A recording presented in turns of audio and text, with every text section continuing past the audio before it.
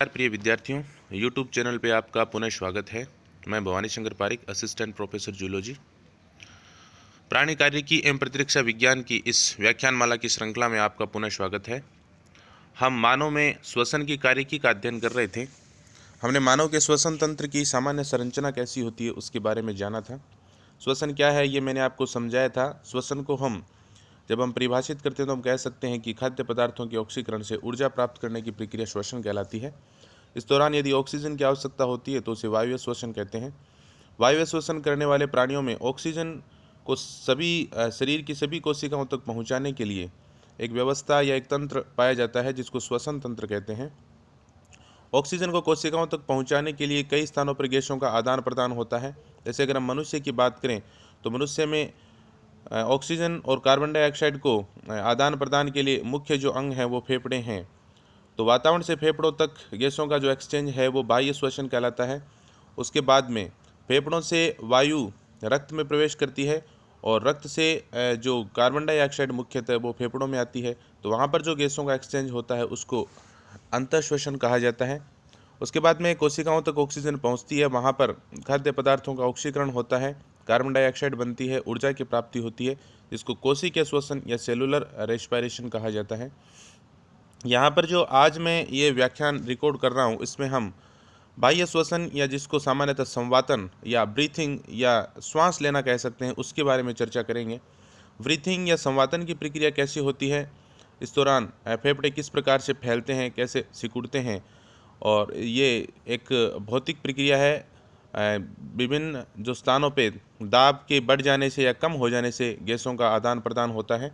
तो यह प्रक्रिया कैसी होती है इसको आज हम समझने का प्रयास करेंगे। तो संवातन वह प्रक्रिया है जिस दौरान फेफड़ों और वातावरण के मध्य गैसों का आदान प्रदान होता है। जनरली हम जब श्वास लेते हैं तो वायु को ग्रहण करते हैं, उसके बाद में श्वास छोड़ते हैं तो वायु को वापस वातावरण में छोड़ते हैं। तो संवातन की प्रक्रिया को हम दो चरणों में विभक्त कर सकते हैं। एक निश्वसन इंस्पायरेशन, दूसरा उच्छ्वसन या एक्सपायरेशन। निश्वसन से तात्पर्य है कि जब हम वातावरण से वायु को फेफड़ों के अंदर ग्रहण करते हैं तो उसे निश्वसन या इंस्पायरेशन कहा जाता है। और उसके बाद में जब फेफड़ों से वायु वापस वातावरण की ओर जाती है या वातावरण में जाती है तो उसको उच्छ्वसन या एक्सपायरेशन कहा जाता है। निश्वसन के दौरान फेफड़े वायु से भर जाते हैं, वो फूलते हैं, और उच्छ्वसन के दौरान वही वायु फेफड़ों से वापस बाहर आ जाती है। फेफड़ों में हमेशा कुछ न कुछ वायु भरी रहती है, हमेशा फेफड़े एकदम से रिक्त नहीं होते हैं, जिसको डेड स्पेस कहा जाता है कि फेफड़ों के अंदर कुछ न कुछ वायु जो है वो हमेशा भरी रहती है। फेफड़े जो है वो हमारे एक श्वसन बॉक्स के अंदर स्थित होते हैं। श्वसन बॉक्स जो है उसका निर्माण कौन कौन सी संरचनाओं से होता है, तो हम जानते हैं कि जो श्वसन बॉक्स है इसको इस डायग्राम से हम देख सकते हैं। ये डायग्राम आप देखिए। सबसे जो आगे की तरफ ये स्टर्नम है, उरोस्थि जिसको कहते हैं, पीछे की तरफ मेरुदंड या क्षैरुकदंड होता है, नीचे की तरफ यहाँ डायफ्राम होता है, ये भी एक पेशीय संरचना होती है, और ऊपर की तरफ फेरिंक्स होती है, ग्रसनी। उसके बाद में मेरुदंड और जो उरोस्थि या स्टर्नम है, इन दोनों को जोड़ते हुए ये पार्श्व में ये रिब्स पाई जाती हैं। 12 जोड़ी पसलियाँ मनुष्य में पाई जाती हैं, ये 12 जोड़ी रिब्स पाई जाती हैं। इसमें से जो अंतिम जो 2 रिब्स होती हैं वो फ्री होती हैं, जिसको फ्लोटिंग रिब्स कहते हैं। और 7 जो रिब्स होती हैं, 7 रिब्स बिल्कुल पीछे की तरफ मेरुदंड या वर्टिबल कॉलम से जुड़ी होती हैं, आगे की तरफ ये स्टर्नम से जुड़ी होती हैं, ये वास्तविक पसलियां हैं। और 3 रिब्स ऐसी होती हैं जो मेरुदंड से जुड़ी होती हैं पीछे की तरफ, लेकिन आगे की तरफ ये स्टर्नम से नहीं जुड़ी होती, ये अपने ऊपर की जो रिब्स है उसके साथ जुड़ी होती हैं, इनको फ्लोटिंग रिब्स कहा जाता है। तो इस प्रकार से ये 12 जोड़ी पसलियाँ पाई जाती हैं, और इन पसलियों उरोस्थि और कशेरुकदंड से मिलकर ये जो एक चैम्बर जैसी संरचना बनती है इसको श्वसन बॉक्स कह देते हैं। प्रत्येक जो 2 जोड़ी जो रिब्स हैं, यानी प्रत्येक जो 2 रिब्स हैं उनके मध्य में कुछ मसल्स पाई जाती हैं, पेशियाँ पाई जाती हैं, जिनको इंटरकोस्टल मसल्स कहा जाता है। अंतरापरशुक पेशियाँ जिनको कह देते हैं। ये अंतरापरशुक पेशियाँ 2 प्रकार की होती हैं। इसमें से यहाँ पर ये डायग्राम आप देखिए, ये अंतरापरशुक पेशियों को यहाँ दिखाया गया है। ये दो प्रकार की होती हैं, एक जिसको एक्सटर्नल इंटरकोस्टल मसल्स कहते हैं और दूसरी जिसको इंटरनल इंटरकोस्टल मसल्स कहते हैं। एक्सटर्नल इंटरकोस्टल मसल्स में संकुचन के दौरान जो श्वसन बॉक्स है उसका आयतन बढ़ता है। इस दौरान निश्वसन की प्रक्रिया संपन्न होती है और जब हम बलपूर्वक वायु को बाहर निकालते हैं उस दौरान external intercostal muscles internal intercostal muscles में संकुचन होता है। इससे श्वसन बॉक्स का आयतन कम होता है और वायु बाहर निकलती है, जिसको एक्सपायरेशन कह देते हैं। तो ये दोनों प्रकार की जो पेशियां हैं इनमें संकुचन के फलस्वरूप जो श्वसन बॉक्स है उसका आयतन कम या अधिक होता है। तो निश्वसन के दौरान एक्सटर्नल इंटरकोस्टल मसल्स संकुचन करती हैं, जबकि बलपूर्वक उच्छ्वसन के दौरान जो है वो इंटरनल इंटरकोस्टल मसल्स हैं वो संकुचन करती हैं। ये दोनों जो मसल्स हैं ये दो रिब्स के मध्य पाई जाती हैं और ये एक्स के आकार में होती हैं, इस प्रकार से स्थित होती हैं। यानी एक जो मसल्स है जो मान लीजिए एक्सटर्नल इंटरकोस्टल मसल्स है और दूसरी ये इंटरनल इंटरकोस्टल मसल्स है, ये दोनों क्रॉस बनाते हुए उपस्थित होती हैं और इनमें संकुचन के फलस्वरूप जो श्वसन बॉक्स का आयतन बढ़ता है अथवा कम होता है। इसके अलावा जो डायफ्राम है वो भी श्वसन के दौरान संकुचन करता है। डायफ्राम का जो आकार है वो सामान्यतः डोम शेप होता है, ये गुंबद के आकार का होता है, लेकिन जब ये सामान्यतः इस प्रकार की शेप में होता है, लेकिन जब ये संकुचन करता है तो ये फ्लैट या चपटा हो जाता है। तो इसके फ्लैट हो जाने से जो अग्र पार्श्व दिशा में श्वसन बॉक्स का जो आयतन है वो बढ़ जाता है और जिसके कारण निश्वसन की प्रक्रिया संपन्न होती है। सामान्यतः जब हम सामान्य श्वसन करते हैं, नॉर्मल ब्रीथिंग जो हम करते रहते हैं, उस दौरान मुख्यतः 75% जो डायफ्राम है उसी के संकुचन के कारण ये श्वसन की प्रक्रिया संपन्न हो जाती है। तो इस प्रकार की जो सामान्य श्वसन की प्रक्रिया है वो डायफ्रेमेटिक इंस्पायरेशन या डायफ्रेमेटिक रेस्पायरेशन कहलाता है, क्योंकि इस दौरान मसल्स का जो योगदान है वो दूसरी मसल्स का योगदान है वो कम होता है। तो एक सामान्य श्वसन की जो प्रक्रिया है वो कैसे होती है, पहले हम उसकी बात कर लेते हैं। तो संवातन या ब्रीथिंग को हम दो भागों में डिवाइड कर सकते हैं। निश्वसन यानी जिस दौरान हम वायु को अंदर ग्रहण करते हैं, और उच्छ्वसन जब हम वायु को बाहर छोड़ते हैं। निश्वसन ये सामान्य भी हो सकता है, बलपूर्वक हो सकता है। जब हम सामान्य निश्वसन करते हैं तो यह एक सक्रिय क्रिया विधि है, क्योंकि इस दौरान डायफ्राम में संकुचन होता है और जो इंटरकोस्टल मसल्स हैं उनमें संकुचन होता है। जब भी कोई पेशियां संकुचन करती हैं तो वो ऊर्जा खर्च करती हैं, एटीपी खर्च होता है, और इस दौरान ये जो मैकेनिज्म है वो एक एक्टिव मैकेनिज्म या सक्रिय क्रिया विधि कहलाती है। तो सामान्य निश्वसन भी एक सक्रिय क्रिया विधि है, क्योंकि इस दौरान डायाफ्राम और इंटरकोस्टल मसल्स यानी एक्सटर्नल इंटरकोस्टल मसल्स में कॉन्ट्रैक्शन या संकुचन की क्रिया विधि होती है। जब हम बलपूर्वक निश्वसन करते हैं यानी हम और अधिक वायु को ग्रहण करते हैं, यह भी एक सक्रिय क्रिया विधि है। इस दौरान डायाफ्राम और इंटरकोस्टल मसल्स में तो संकुचन होता ही है, साथ में कुछ गले की जो पेशियां हैं उनमें भी संकुचन होता है, जिससे और अधिक जो आयतन है वो श्वसन बॉक्स का बढ़ जाता है। तो निश्वसन चाहे वो सामान्य हो या बलपूर्वक, दोनों ही स्थिति में यह सक्रिय क्रिया विधि होती है, यानी एक्टिव मैकेनिज्म होती है। उस दौरान शरीर की ऊर्जा खर्च होती है। उसी प्रकार से उच्छ्वसन को भी हम दो भागों में विभाजित कर सकते हैं, सामान्य उच्छ्वसन और बलपूर्वक उच्छ्वसन। सामान्य उच्छ्वसन या नॉर्मल एक्सपायरेशन जो है वो एक निष्क्रिय क्रिया विधि है, क्योंकि इस दौरान हमारे शरीर की कोई ऊर्जा खर्च नहीं होती, किसी भी पेशियों में संकुचन नहीं होता है। ये कैसे होता है कि जैसे हम सामान्य निश्वसन करते हैं तो उस दौरान जो पेशियां संकुचन करती हैं वो पेशियां जब अपनी सामान्य अवस्था में आती हैं यानी वो शिथिलित होती हैं, तो उसी कारण से वायु जो है वो बाहर निकल जाती है।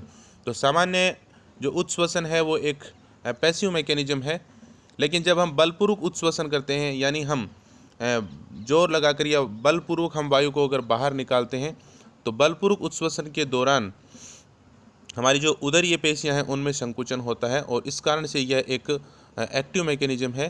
तो बलपूर्वक उच्छ्वसन के दौरान हमारी इंटरनल इंटरकोस्टल मसल्स और साथ साथ में जो एब्डोमिनल मसल्स हैं यानी उदरीय पेशियां हैं उनमें भी संकुचन होता है। इस कारण से यह एक सक्रिय क्रिया विधि हो जाती है। तो सामान्य निश्वसन एक सक्रिय क्रिया विधि है, जबकि सामान्य उच्छ्वसन एक निष्क्रिय क्रिया विधि है। जो हम नॉर्मली जो श्वास जो लेने की प्रक्रिया हमारे चलती रहती है, लेकिन जब हम योगा करते हैं या प्राणायाम करते हैं उस दौरान हम बलपूर्वक श्वास को ग्रहण करते हैं और बलपूर्वक श्वास को जब बाहर निकालते हैं, तो जो बलपूर्वक निश्वसन हो चाहे उच्छ्वसन, ये दोनों ही एक एक्टिव मैकेनिज्म है। यानी इस दौरान जो कोशिका की ऊर्जा है वो खर्च होती है।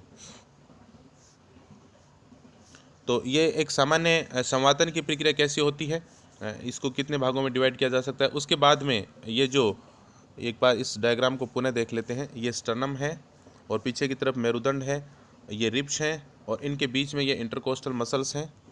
यहाँ पे आप देखिए ये जो हैं ये इंटरनल इंटरकोस्टल मसल्स हैं जो बलपूर्वक उत्श्वसन के दौरान भाग लेती हैं, और इस साइड में ये दिखाई गई हैं एक्सटर्नल इंटरकोस्टल मसल्स। ये जो है वो सामान्य निश्वसन के दौरान भाग लेती हैं। ये दोनों जो एक्सटर्नल और इंटरनल इंटरकोस्टल मसल्स हैं वो एक दूसरे पे इस प्रकार से क्रॉस करते हुए उपस्थित होती हैं। ये नीचे की तरफ फिर डायाफ्राम होता है। डायाफ्राम जो है वो सामान्य जो श्वसन के दौरान ये संकुचन करता है और शिथिलित होता है। बलपूर्वक निश्वसन या इंस्पायरेशन के दौरान ये मसल्स, इन मसल्स में भी संकुचन होता है। ये गले की पेशियों में भी संकुचन होता है, तो इसके कारण भी श्वसन बॉक्स का आयतन और अधिक बढ़ जाता है। तो ये एक श्वसन बॉक्स की संरचना है। उसके बाद में सामान्य निश्वसन और उत्श्वसन की प्रक्रिया कैसे संपन्न होती है, इसको हम जानने का प्रयास करेंगे। तो निश्वसन या इंस्पायरेशन की मैकेनिज्म कैसे होती है। सबसे पहले निश्वसन के दौरान मैंने आपको बताया कि जो एक्सटर्नल इंटरकोस्टल मसल्स हैं और डायफ्राम है उनमें संकुचन होता है। उनमें जब संकुचन होता है तो उसके कारण से जो हमारी पसलियाँ हैं वो पसलियाँ थोड़ी ऊपर की ओर उठती हैं और आगे की तरफ आती हैं, तो उसके कारण से श्वसन बॉक्स का आयतन बढ़ जाता है। साथ में जो डायफ्राम है वो चपटा हो जाता है, तो डायफ्राम जो डोम शेप था, डोम शेप से वो चपटा हो जाएगा यानी सीधा हो जाएगा। इस कारण से जो अग्र और पश्च दिशा में जो लंबाई है वो बढ़ जाएगी, फलस्वरूप आयतन बढ़ जाएगा। रिब्स जो हैं वो रिब्स जो ऐसे थी वो थोड़ी ऊपर की ओर उठेंगी, आगे की तरफ जाएंगी। इस कारण से जो पृष्ठ अधर दिशा में यानी आगे से पीछे की ओर जो आयतन है, लंबाई है वो बढ़ जाती है। तो इन सभी के फलस्वरूप जो श्वसन बॉक्स है उसका आयतन बढ़ जाता है। अब श्वसन बॉक्स का आयतन अगर बढ़ेगा तो उसके अंदर का जो दाब है वो कम हो जाएगा, और दाब कम हो जाएगा तो फेफड़ों को फैलने के लिए स्थान मिल जाएगा, तो फेफड़े फैल जाते हैं। और फेफड़े फैलते हैं तो फेफड़ों के अंदर जो कूपिकाएँ हैं उन कूपिकाओं का आयतन बढ़ जाता है। कूपिकाओं का आयतन बढ़ जाने से उसके अंदर का दाब कम हो जाता है। सामान्यतः कूपिकाओं के अंदर का दाब वातावरणीय दाब के समान होता है, यानी जितना वातावरण में वायुदाब होता है उतना ही कूपिकाओं के अंदर वायुदाब होता है। लेकिन फेफड़ों के फैलने से उनका आयतन बढ़ जाता है, और आयतन के बढ़ जाने से उनके अंदर का दाब कम हो जाता है, जो वातावरणीय दाब से या एटमॉस्फेरिक जो प्रेशर है उससे कम हो जाता है। और हम जानते हैं कि जो वायु है वो अधिक दाब से कम दाब की ओर प्रवेश करती है, तो अधिक दाब से कम दाब की ओर, हाई प्रेशर से लो प्रेशर की ओर वायु जो है वो जाती है। इस कारण से वातावरण से वायु फेफड़ों में प्रवेश कर जाती है। तो ये एक निश्वसन या इंस्पायरेशन की प्रक्रिया है वो संपन्न होती है। उसके बाद में जब ये मसल्स वापस रिलैक्स करती हैं, अपनी सामान्य अवस्था में आती हैं, यानी डायफ्राम जो चपटा हो गया था वो अब वापस नॉर्मल कंडीशन में आएगा, वापस डोम शेप हो जाएगा। और जो मसल्स एक्सटर्नल इंटरकोस्टल मसल्स जब रिलैक्स करती हैं तो स्टर्नम है वो फिर वापस अपनी नॉर्मल अवस्था में आएगी, जो रिब्स हैं वो भी अपनी वापस उसी स्थिति में आएंगी। इस कारण से जो श्वसन बॉक्स है उसका आयतन कम हो जाता है, तो फेफड़ों पे ऊपर दाब बढ़ जाता है। फेफड़ों में दाब बढ़ता है तो फिर वो सिकुड़ते हैं, और सिकुड़ने के कारण उसके अंदर का जो वायुदाब है वो बढ़ जाता है और वातावरणीय दाब से अधिक हो जाता है। तो फेफड़ों के अंदर जब वातावरणीय दाब से वायुदाब अधिक हो जाता है तो अब जो वायु है वो फेफड़ों से वातावरण की ओर चली जाती है, यानी वो अधिक दाब से कम दाब की ओर पहुंच जाती है। तो ये एक उच्छ्वसन या एक नॉर्मल एक्सपिरेशन की प्रक्रिया जो है वो ऐसे संपन्न होती है। तो हमने देखा कि सामान्य निश्वसन में सामान्य निश्वसन जब हुआ तो यहाँ पर इंटरकोस्टल मसल्स और डायफ्राम में संकुचन हुआ, जिससे वक्षगुहा का आयतन बढ़ा। लेकिन जब सामान्य उच्छ्वसन की प्रक्रिया संपन्न होती है तो इस दौरान किसी भी मसल्स में कॉन्ट्रैक्शन या संकुचन नहीं होता है। जिन पेशियों में संकुचन हुआ था वही वापस अपनी सामान्य अवस्था में आती हैं और जो वायु है वो वातावरण में प्रवेश कर जाती है। तो सामान्य निश्वसन एक एक्टिव प्रोसेस है, जबकि सामान्य उच्छ्वसन एक पैसिव प्रोसेस है। लेकिन जब हम बलपूर्वक उच्छ्वसन करते हैं यानी हम बलपूर्वक वायु को बाहर निकालते हैं तो इस दौरान अपनी जो इंटरनल इंटरकोस्टल मसल्स हैं, यानी जो रिब्स के मध्य उपस्थित जो दूसरे प्रकार की पेशियां हैं जिसको आंतरिक अंतरापरशुक पेशियां कहते हैं, उनके साथ साथ उदरीय पेशियों में भी संकुचन होता है। इस कारण से वक्षगुहा का आयतन और अधिक कम हो जाता है, जिससे फेफड़ों पर अधिक दाब पड़ता है और फलस्वरूप हम बलपूर्वक और अधिक वायु को है जो वो बाहर निकाल सकते हैं। सामान्यतः 2400 ml जो वायु है वो फेफड़ों में रहती है नॉर्मल स्थिति में, लेकिन बलपूर्वक उच्छ्वसन के दौरान हम 1200 ml वायु है उसको भी बाहर निकाल सकते हैं। तो बलपूर्वक उच्छ्वसन है वो एक एक्टिव प्रोसेस है, क्योंकि इस दौरान एब्डोमिनल मसल्स और इंटरनल इंटरकोस्टल मसल्स जो हैं उनमें कॉन्ट्रैक्शन या संकुचन होता है। अब ये ब्रीथिंग की प्रक्रिया के दौरान किस प्रकार से फेफड़ों के अंदर या वातावरण में या कुपिकाओं में दाब में परिवर्तन होता है, किस प्रकार के दाब उपस्थित होते हैं, इसको हम थोड़ा यहाँ जानने का प्रयास करते हैं। यहाँ पर जो हम दाब का जो मान लिख रहे हैं वो रिलेटिव लिख रहे हैं, सापेक्षिक लिख रहे हैं कि वातावरणीय दाब के सापेक्ष में कुपिकाओं के अंदर का दाब या जो प्लूरल आवरण के मध्य का दाब है वो कैसे होता है। तो यहाँ पर आप देखिए कि जब मैंने आपको फेफड़ों की संरचना के बारे में बताया था, तो मैंने बताया था कि जो फेफड़े हैं वो फेफड़े एक सहज या कॉम्पैक्ट ऑर्गन है, उसके ऊपर दो आवरण स्थित होते हैं जिनको प्लूरल आवरण कहते हैं। जो बाहर का जो आवरण है जिसको पैराइटल प्लूरा कहते हैं, ये चेस्ट वाल या वक्स की जो भित्ति है यानी जो रिब्स हैं या जो स्टर्नम है उसके साथ अटैच होता है, इसको पैराइटल प्लूरा कहते हैं। दूसरा जो प्लूरल आवरण है ये कुपिकाओं के ऊपर उपस्थित होता है, यानी ये फेफड़ों को घेरे हुए उपस्थित होता है, जिसको विसरल प्लूरा कहते हैं। तो दो प्रकार के ये प्लूरल आवरण ये पाए जाते हैं। दोनों प्लूरल आवरण के मध्य जो ये स्पेस है, इस स्पेस को प्लूरल स्पेस कहते हैं, जिसमें प्लूरल फ्लूइड भरा रहता है। इस फ्लूइड के कारण ये घर्षण को कम कर देता है और ये बिल्कुल वैसे ही होता है जैसे दो कांच की पट्टियों के बीच में पानी भरा हो, जिसके कारण से जो दोनों आवरण के मध्य जो घर्षण है वो नहीं हो पाता।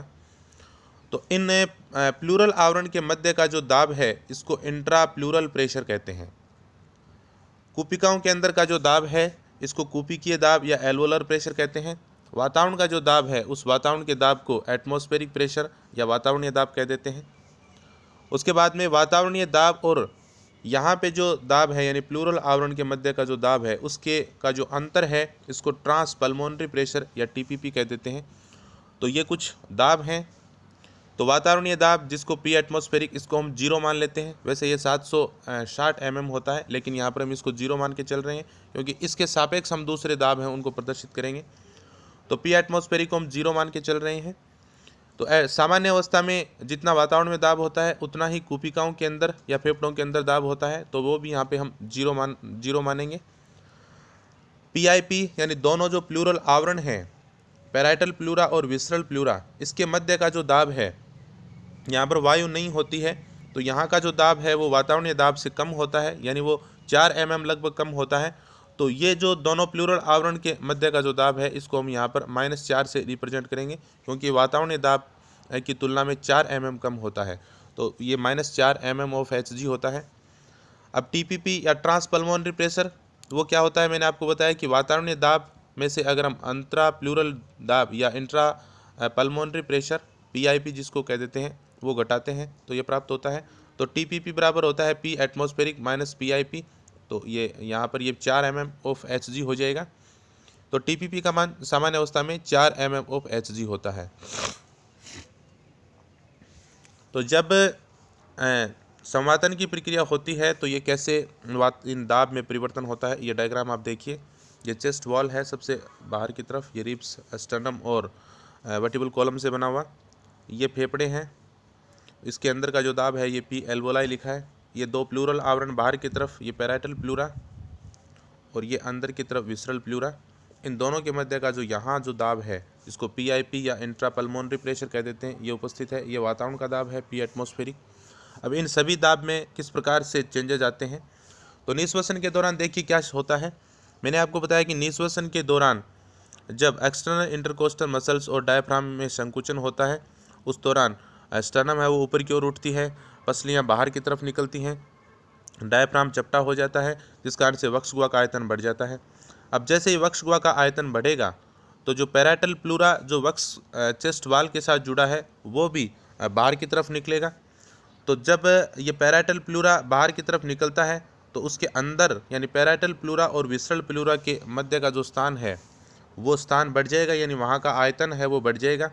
जब वहाँ का आयतन बढ़ जाएगा तो वहाँ के अंदर का दाब कम हो जाएगा, क्योंकि हम जानते हैं कि जब आयतन बढ़ता है किसी स्थान का तो उसके अंदर का दाब कम हो जाता है।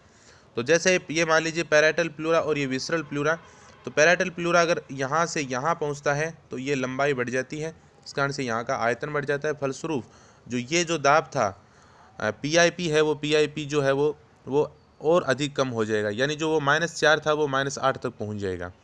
तो जब ये -8 होगा तो ट्रांस पल्मोनरी प्रेशर भी बढ़ जाएगा, यानी टीपीपी का मान बढ़ जाएगा, तो वो 8 mm हो जाएगा। तो जो अंतर है वो 8 mm ऑफ Hg हो जाएगा। टीपीपी जो अगर बढ़ता है तो ऐसी स्थिति में चूँकि पीआईपी और अधिक कम हुआ है तो फेफड़े फिर उनको स्थान मिल जाता है, वो फैलते हैं। फेफड़े जब फैलते हैं तो उसके अंदर का आयतन बढ़ जाता है। आयतन बढ़ जाता है तो उसके अंदर का जो दाब, जिसको पी एल्वोलाई या कूपी के दाब कहते हैं, वो कूपी के दाब कम हो जाता है। अब यानी ये वातावरण से कम हो जाएगा। सामान्य स्थिति में यह वातावरण के दाब के समान होता है, लेकिन अब ये कम हो जाएगा। तो फेफड़ों के अंदर का दाब कम हो जाने से अब जो वायु है वो वातावरण से फेफड़ों में प्रवेश करेगी, क्योंकि वो अधिक दाब से कम दाब की ओर जाती है, और इस कारण से फेफड़ों में वायु है वो भर जाएगी। तो फेफड़ों में वायु भर जाती है। तो सामान्य निश्वसन के दौरान इस प्रकार की क्रियाविधि, इस प्रकार से दाब में परिवर्तन होता है। अब उच्छ्वसन के दौरान बिल्कुल उससे रिवर्स होगा, उसकी विपरीत स्थिति होगी। उच्छ्वसन के दौरान जब डायफ्राम और जो इंटरकोस्टल मसल्स हैं वो रिलैक्स करेंगी तो बस स्टर्नम अपनी सामान्य अवस्था में आएगी, रिब्स अपनी सामान्य स्थिति में आएगी, मेरुदंड सामान्य स्थिति में आएगा, डायफ्राम वापस डोम शेप हो जाएगा। ऐसी स्थिति में जो पीआईपी है वो पीआईपी सामान्य हो जाता है, यानी जो -8 तक पहुंच गया था अब वो -4 हो जाता है, क्योंकि वहाँ का आयतन अब कम हो जाता है। आयतन कम हो जाएगा तो दाब भी जो है वो बढ़ जाएगा, यानी जो -8 था वो -4 हो जाएगा। तो टीपीपी यानी जो वातावरणीय दाब के साथ जो पीआईपी का अंतर था वो अंतर भी अब कम हो जाएगा, वो 4 mmHg हो जाएगा। इस कारण से फेफड़ों पे अब प्रेशर बढ़ेगा, फेफड़ों पे दाब बढ़ेगा, और फेफड़ों पे दाब बढ़ेगा और उसके अंदर जो वायु भरी है, इस कारण से अब फेफड़ों के अंदर का दाब वातावरणीय दाब से जो है वो अधिक हो जाएगा, और फलस्वरूप जो वायु है वो फेफड़ों से वातावरण में प्रवेश कर जाएगी। तो इस प्रकार से सामान्य निश्वसन और सामान्य उच्छ्वसन के दौरान किस प्रकार से ये चेंजेज आते हैं दाब में, ये हमने यहाँ समझा है। तो ये समझने वाली बात है कि सामान्य निश्वसन हो चाहे बलपूर्वक निश्वसन हो, ये दोनों ही एक एक्टिव प्रोसेस है, क्योंकि इस दौरान मसल्स में कॉन्ट्रैक्शन होता है।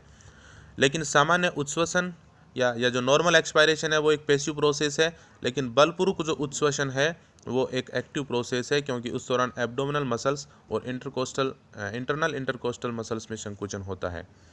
एक सामान्य श्वसन की जो प्रक्रिया है वो 5 मिनट में संपन्न होती है। इस दौरान 2 मिनट जो हैं वो निश्वसन में लगते हैं, और उसके बाद में 3 मिनट जो हैं वो उच्छ्वसन के दौरान लगते हैं। तो ये 5 मिनट में संपन्न होने वाली प्रक्रिया है।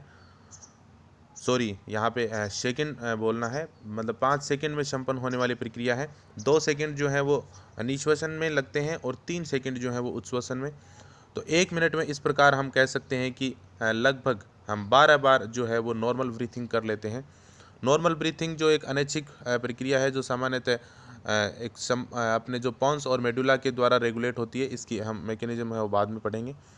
तो ब्रीथिंग किस प्रकार से होती है इसको हमने इस वीडियो के माध्यम से जाना।